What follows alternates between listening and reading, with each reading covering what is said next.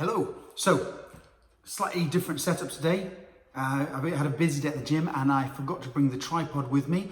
So we have slightly alternative arty camera angles. My phone is just leant up against a kettlebell. So I'm expecting it to fall down into the stairwell and break into 1,000 pieces any second now. It should be fine.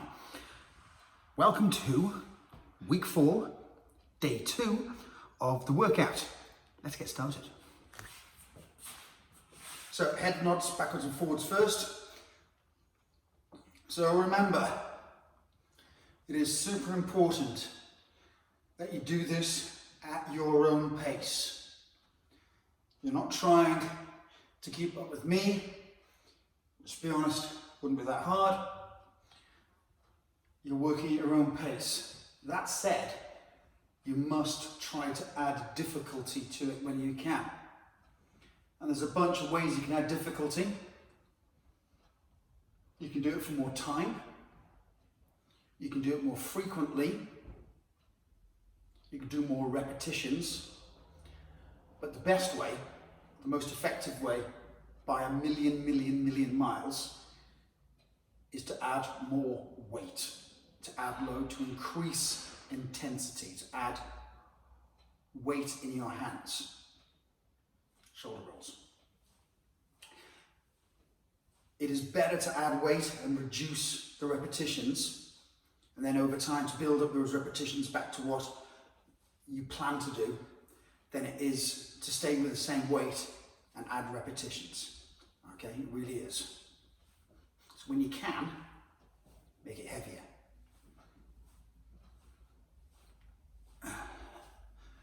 With a very important caveat, that you're only doing it if your technique feels good and you don't feel any, I was going to say pain, let's call it bad pain versus good pain. You can imagine the difference between the two. There will be some discomfort in exercising, and if you're new to this, it's quite easy to think because you're feeling something that's a bad pain. But once you've done it a bunch of times, you'll realise that there's good levels of discomfort, which is to be encouraged, and there's bad pain, which is obviously injury or damage that you're doing. Okay, wraparounds. I'm also in a bit of a rush to do this today, so I'm probably going to use a lighter kettlebell, and I'm going to go heavy on Friday, because I've only got a very narrow gap between one of my clients finishing and the next one starting. So this is all done in a bit of a sprint today. Crossovers.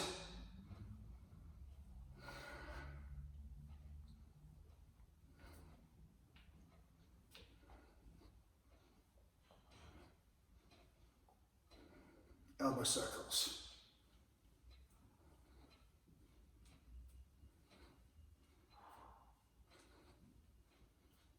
Change direction.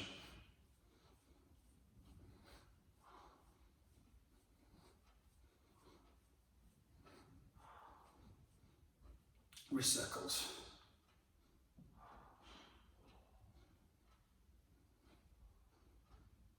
Change direction. Good. Check it out. Let's work on to the spine a bit. Hips forward, squeeze your bum. Side bends.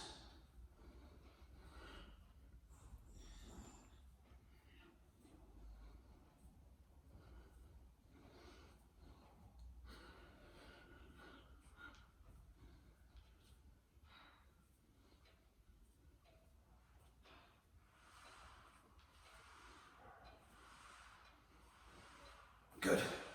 Twists, okay? So full twist, not the feet yet. The head, shoulders, chest, waist. I feel a bit tight today. I had about 4 hours in the garden yesterday. I've got these enormous railway sleepers that I picked up that weigh 1,000 kilograms each, maybe 1 million. And I carried them up to the top of the garden by myself, and ooh, feeling it a little tight. So, might do a few more of these because it feels good to unravel it all. Adding a foot twist now.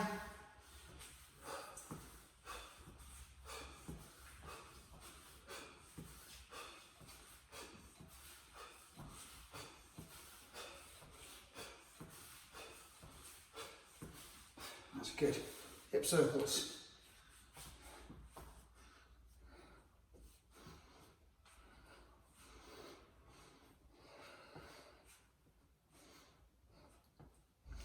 And change direction.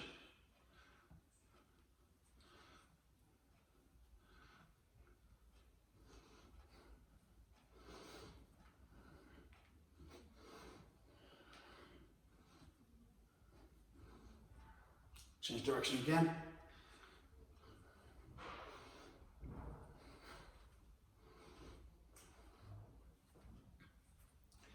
And change direction again.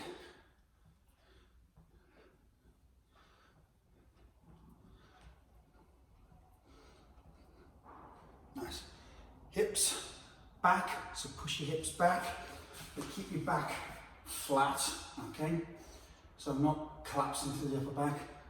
Hinge my hips back and push them forward. Basically, it's the same position you're going to get in when we do our kettlebell swings. We're just doing it without the kettlebell. Just to get the hips and the hamstrings and the lower back all talking to each other. And I put my fingers actually into my hips and push them backwards. Push my hips back. Let's push the hips back and stay there now. And I'm just twisting on one hip to the other just to warm up my hamstrings.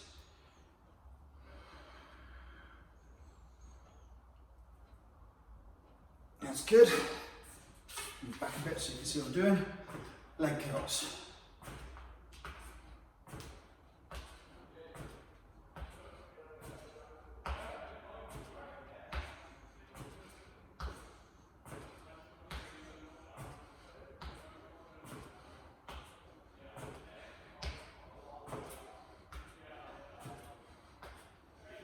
And marching on the spot.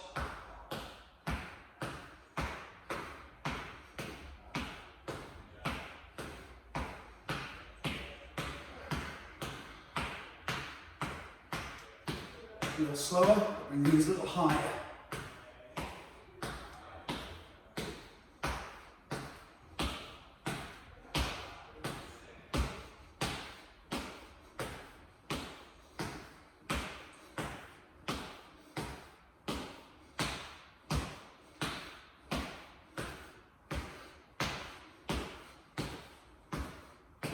Shake it out. Let's do a few squats. So the first lot of squats, feet on the floor, feet flat, feet pointing forward and out a bit. As you squat, bring your hands forward. Okay. Quite shallow, not going deep. 3, 4, hold on 5. Push the knees out, come an inch lower. Just another 5. 1, 2, 3, 4, hold on number 5, push the knees out, come an inch lower. Last lot of 5. 1, 2, 3, 4, 5. Push the knees out, come an inch lower.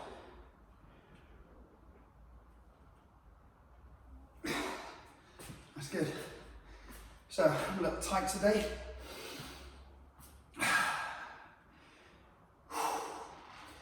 But we're going to get straight into our prop squats and we'll see how that goes. So here's a workaround you can do. If you're finding it a bit harder to get depth on your squats, I've got a piece of matting here. You just see it's about 1 inch thick. You go half an inch to an inch. I'm going to put that on the ground I'm going to put my heels on the edge of the matting. So it just elevates my heels up a little bit. If you can, it's best to do squats with kettlebells with your feet flat on the floor in either shoes like this, can you see that? Shoes like that, which have got completely flat bottoms. Okay, a bit like a Converse All-Star, because it's better. We want that ankle mobility. Sometimes you can't get that depth, and so we can just use a little bit of help. And so this little heel block's going to help me today, because I'm tight from yesterday's gardening. I'm just going to raise my heels up just a touch, and I'm going to be able to hit the depth with my squat much easier. So can you see that? Yeah, more or less. Okay, 4 sets, 5 reps. Heels on the block, toes put it out slightly. Clean the kettlebell up with my right hand, cradle it with my left.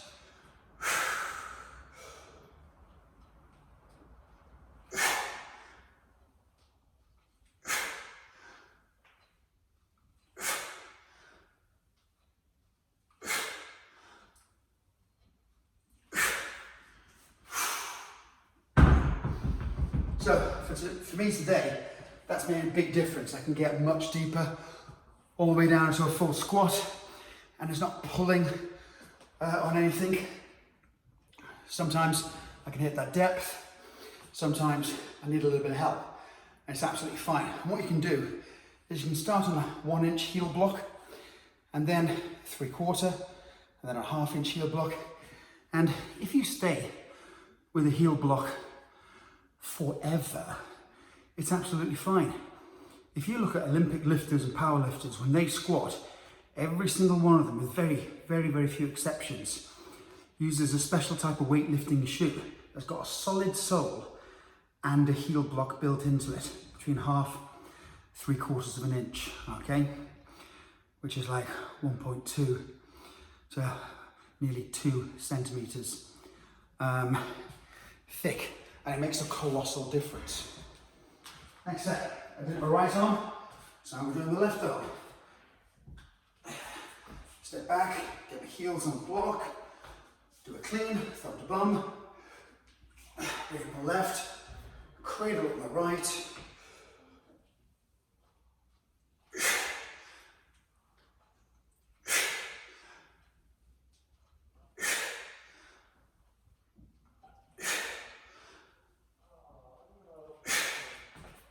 block, place it down.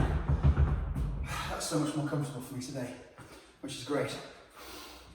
Short break, and we're going to go again.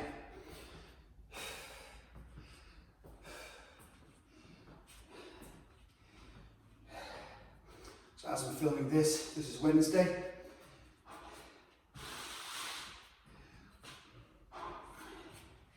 Doesn't matter what days you do these. I think a good spacing is on non-consecutive days. Sometimes you can't do that. It's fine. Do 2 consecutive days and then take 2 days off if you need. Here we go, round 3.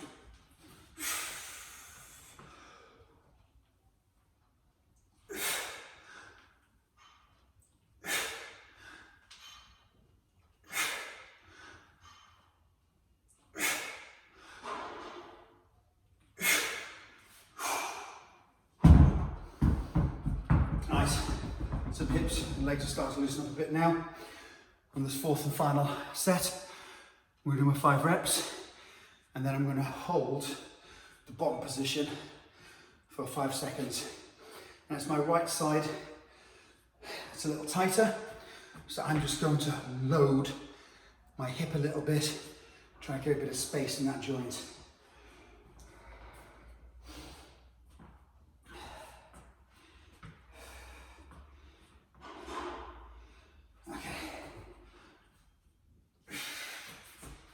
Clean it up. Here we go.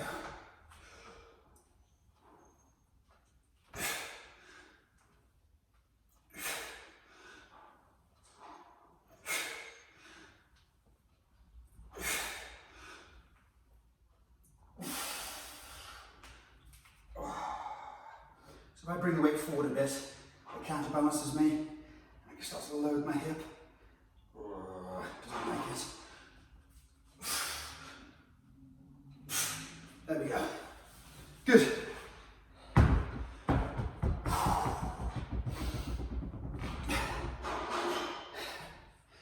Kettlebell swings.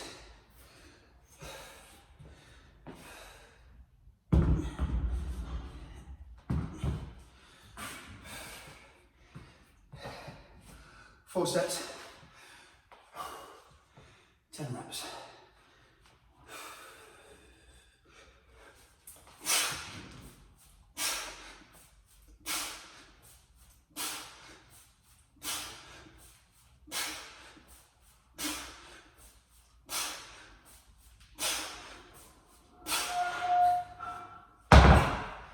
Good. You will have days where you don't feel 100% ready to train, to do exercise, and you're feeling a bit tired, tight, not in the mood, bored, distracted.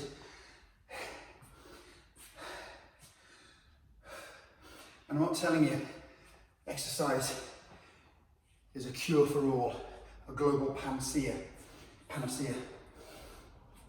But I've never done a workout, ever, in my 36 years of working out. I've never finished a workout and felt worse. I've always felt better, sometimes just a bit. Show up, do something, repeat often, don't eat like a 5-year-old. You know the rules. Progress with weight.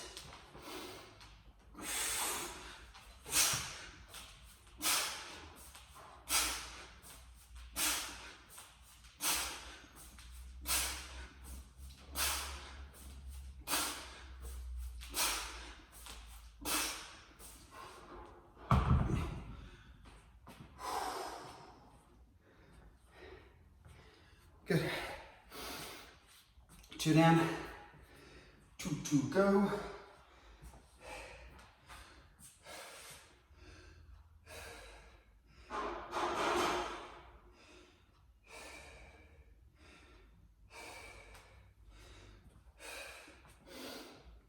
As is always the way, starting exercise, starting to do the workout is the hardest part. Part way in, starting to feel pretty good. I'm going to do one more set with this 32, and then I've got a 40 kilo kettlebell that's winking at me over there. So I'm going to do my last set with a 40. Ooh. Okay, here we go. 32.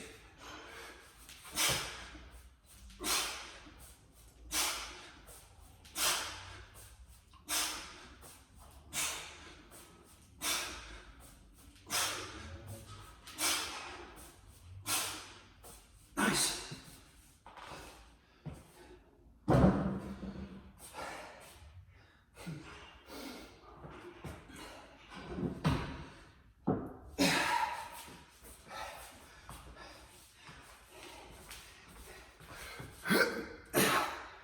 Kilos,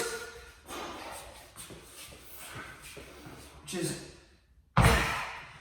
88 pounds.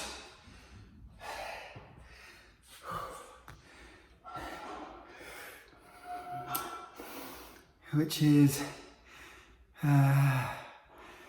1 stone is 14, 5 stone is 70, 6 and a bit stone. It's about an 8-year-old, I think.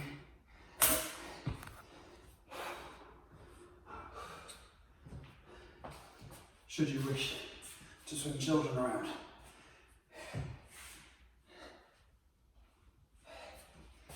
All right, here we go. 10 reps.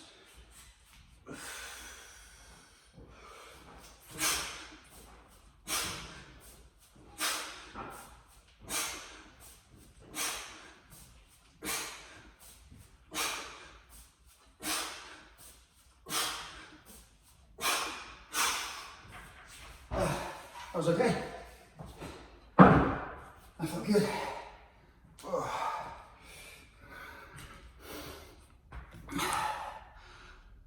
Shoulder press time. 4 rounds, 24 kilos.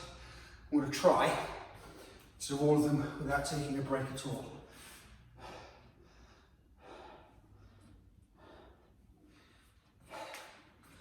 Just going to hang from a bar.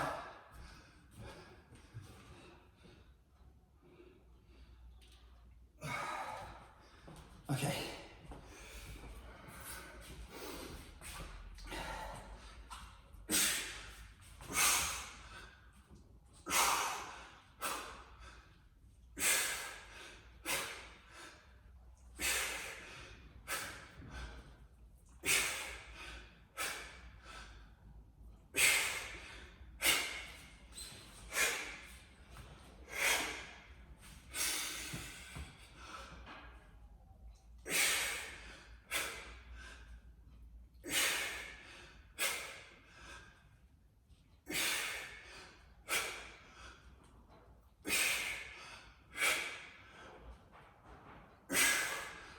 Set 1.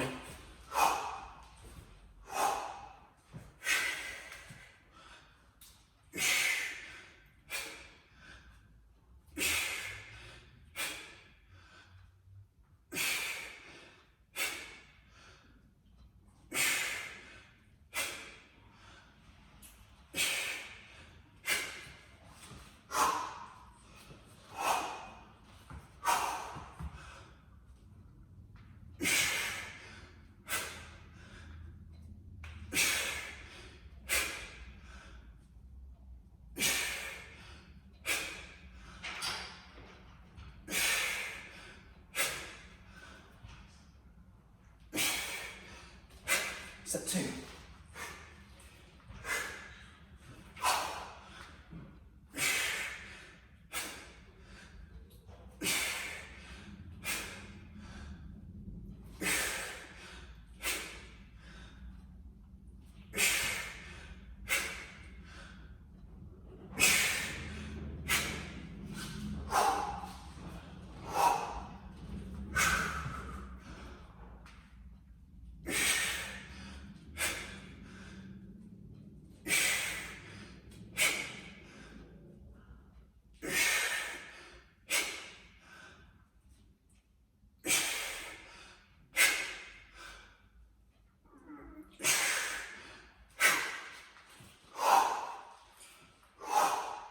Set 3, last set.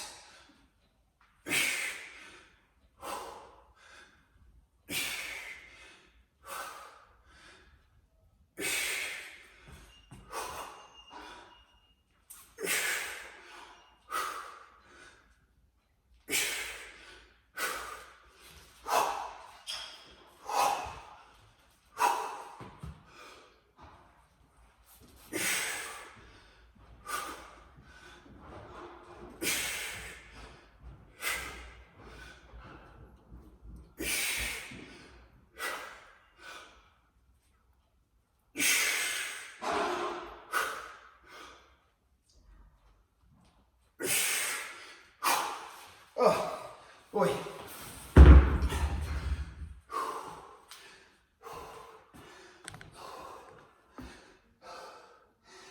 Yeah. So, you don't have to do that. Do your 4 sets of 5 reps, but absolutely pause the video and restart it when you're ready, okay? Work your own pace. That's important. Add load when you can. That's also important.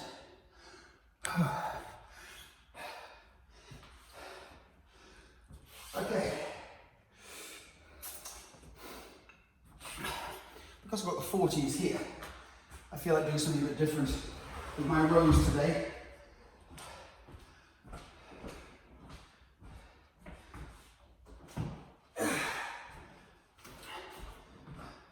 So I've got a bench I can put down. I'm going to do my rows kneeling on the bench. which will allow me to go a little bit heavier because the bench is stabilizing me. I'm not having to stabilize myself like we've been doing the last couple of days. So, is one better than the other? Absolutely not. They're different. In a supported row, knee on the bench, hand on the bench, I'm able to use more weight. I can increase the load because the bench gives me stability. So that's an advantage. But with the unsupported row, as we've been doing the last couple of days, okay, I'm having to generate support and bracing throughout my core. So that's an advantage. They're both good. One is not better than the other. They are merely different. You don't have to change it every time. It's not chaos theory. The workout doesn't have to change. I'm effectively still doing, oh God, it's a mistake. I'm still doing the same exercise. It's hitting the same muscles, just performed in a slightly different way. Okay. Knee on the bench. If you've got one, hand on the bench. The leg that's on the ground is out to the side and out of the way. And I've got my hips back. Grab on your kettlebell, and it's all about driving the elbow up. Here we go.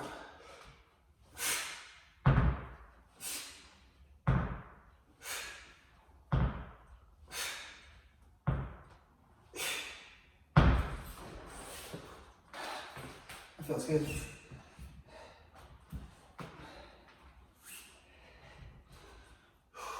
So what the left side feels like.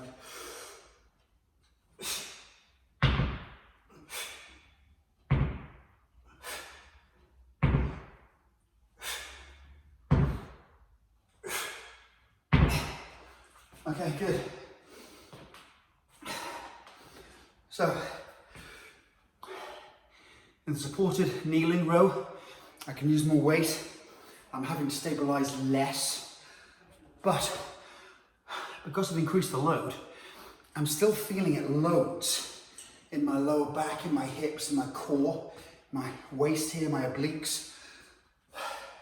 Because the load's gone up, I still need to stabilize more. More muscles are recruited. The greater the load, the more other muscles are recruited to help stabilize and fix the other muscles in position, okay? Here we go. Set 2, we've got 3 sets of 5 on this for now.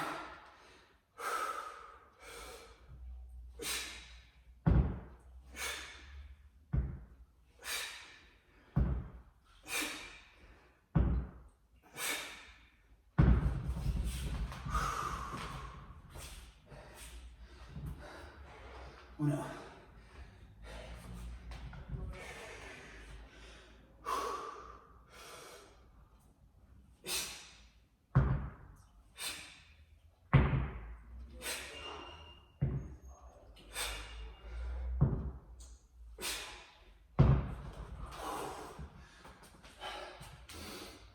So, although I've increased the load, I'm still trying to keep my technique solid. So I'm not twisting or using any momentum. It's still the muscles stretching and contracting.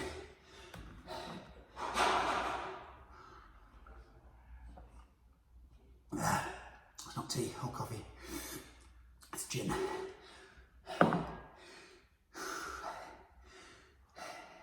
It's not gin. It's rum. Okay, third and final.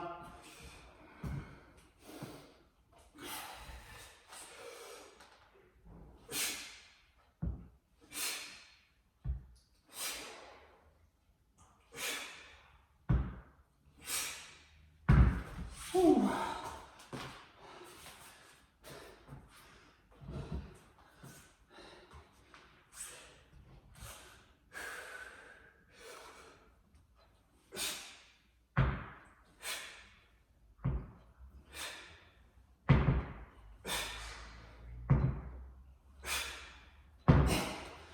Nice.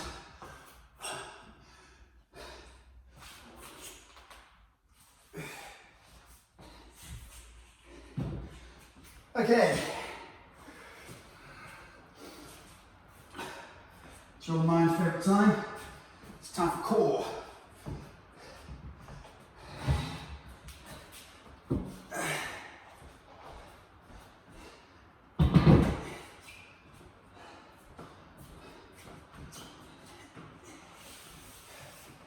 Put this mat down for my aged elbows and knees.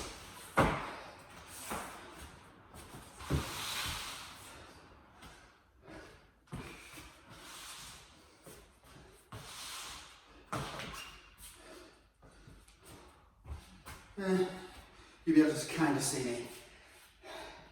If you can't, brilliant, it means I'm having a nap. Okay, front plank, side plank, front plank, side plank.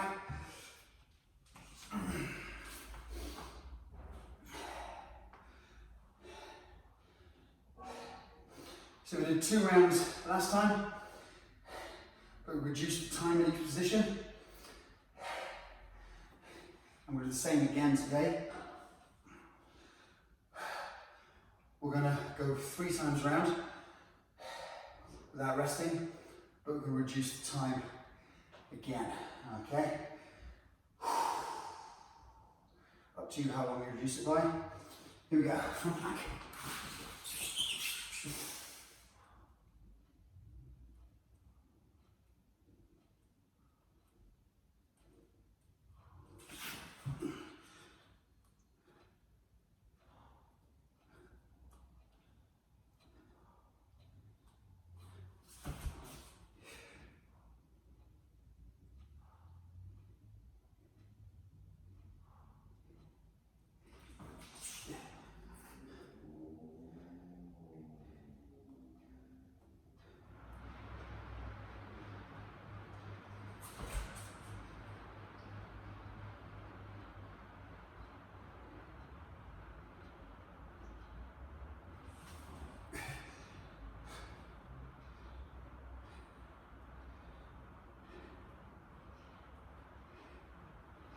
Oh God, it's hard.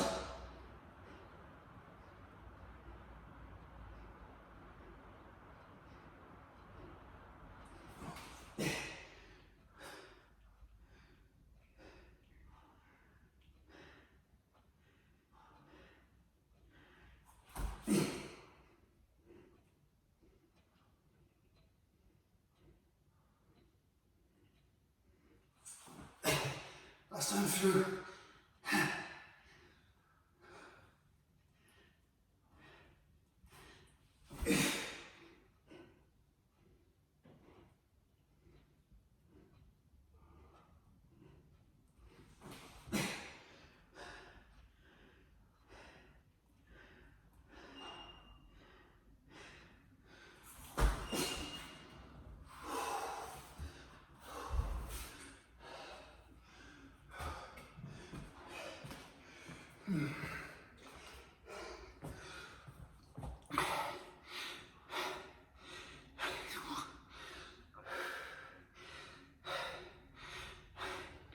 That's some great idea when I wrote it down last week.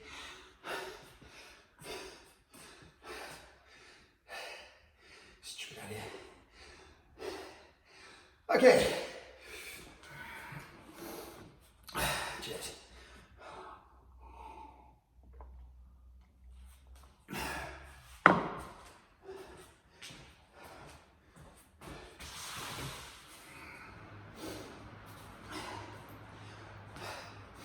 So, cardio time now.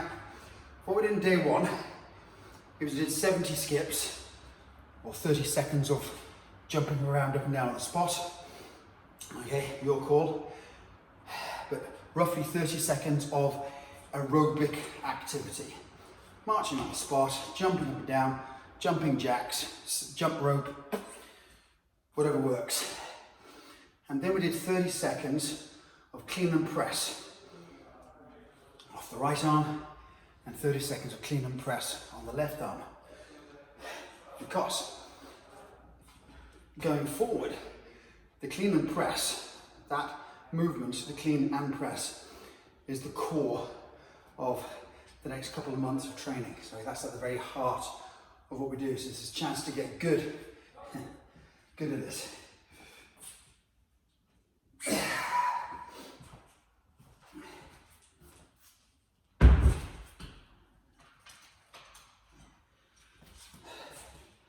So 70 skips. And today, instead of 30 seconds of clean and press, we're going to do 40 seconds of clean and press. And what I'm going to do when I do my clean and press is I'm going to just face away from you, okay? Because my clock is just down the floor and I haven't really got anywhere else to put it. Actually, easily I can nestle it in between the battle rope.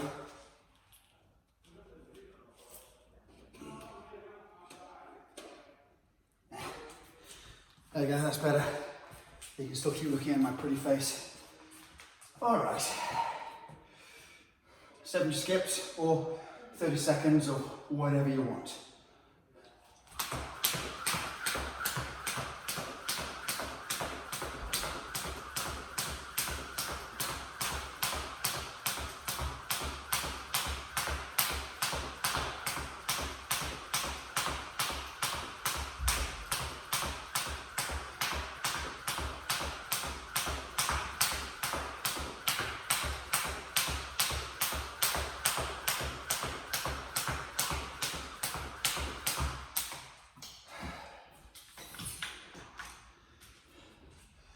Clean and press 40 seconds.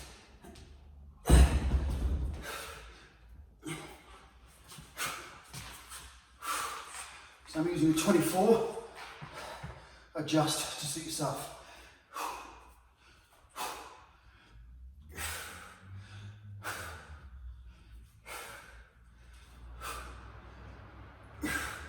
It's important when doing this not to go like the clappers. But it gets you a nice rhythm.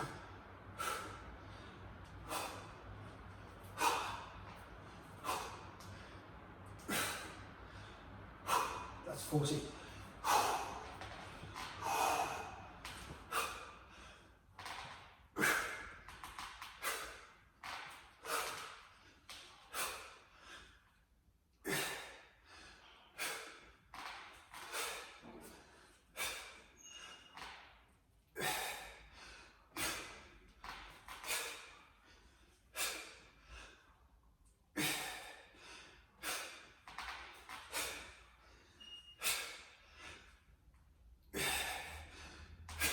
Last one.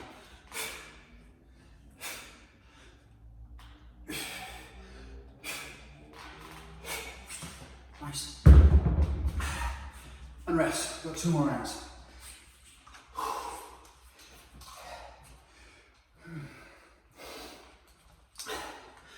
So what you're probably going to find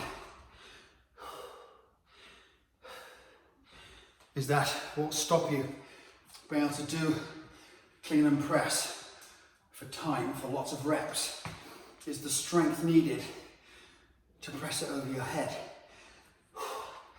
I've done years where I've focused on overhead pressing. Quite good at it. On an average scale of normal people, quite good at it.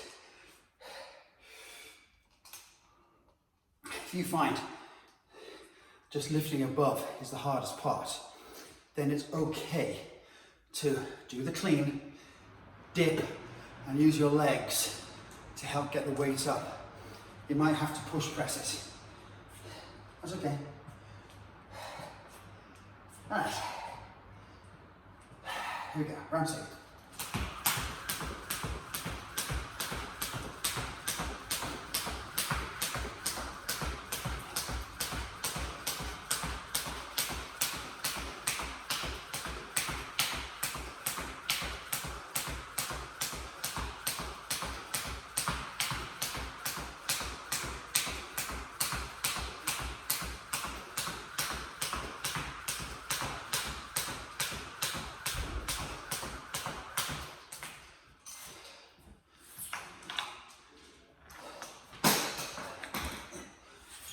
Clean and press, 40 seconds.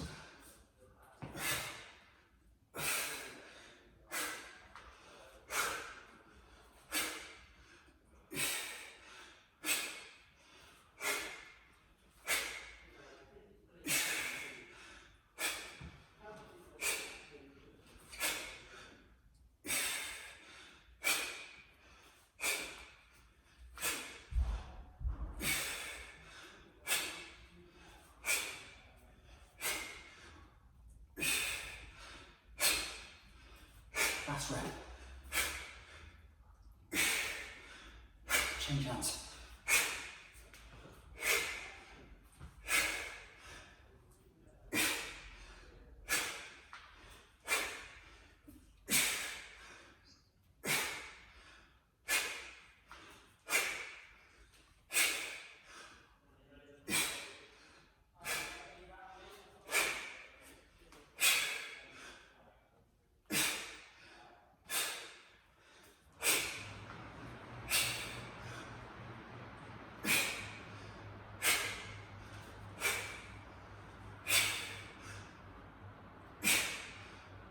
One more rep.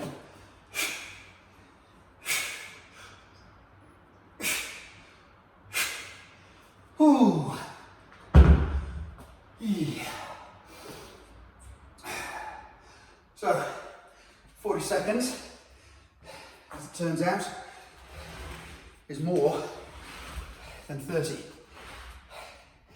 That's for 10 seconds, which is about 2 more reps. I'm doing about 1 rep every 5 seconds. So for me, my pace, which is steady. I'm 30 seconds, I'm doing 6 reps.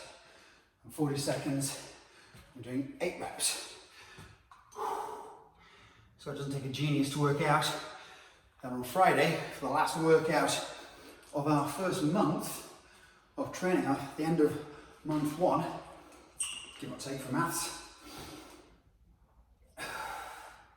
we're going to be doing 50 seconds of clean and press, which will equate to 10 reps each side, which is 20 reps in total per set, and for 3 rounds, that's 60 clean and press, which with 24 kilos is a lot of work. Weight times sets times reps equals much. Okay, you ready?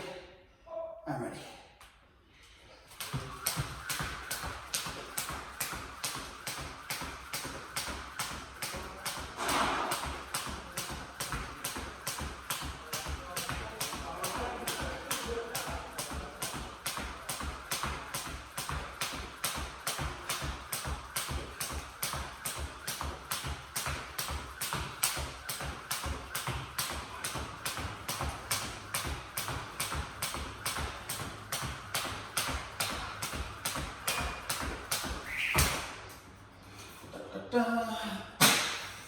Okay, 40 and 40.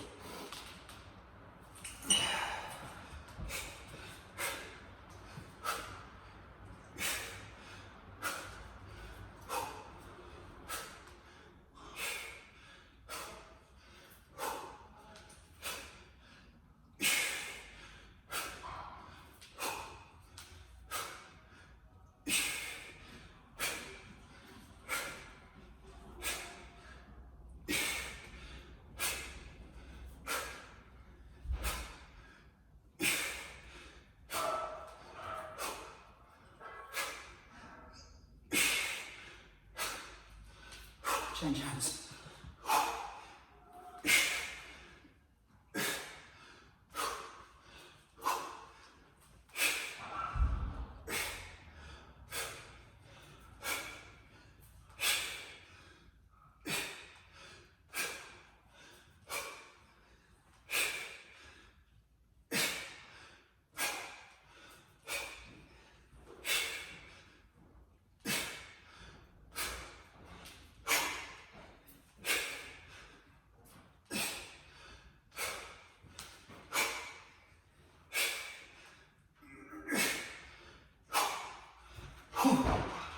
And there we go. The end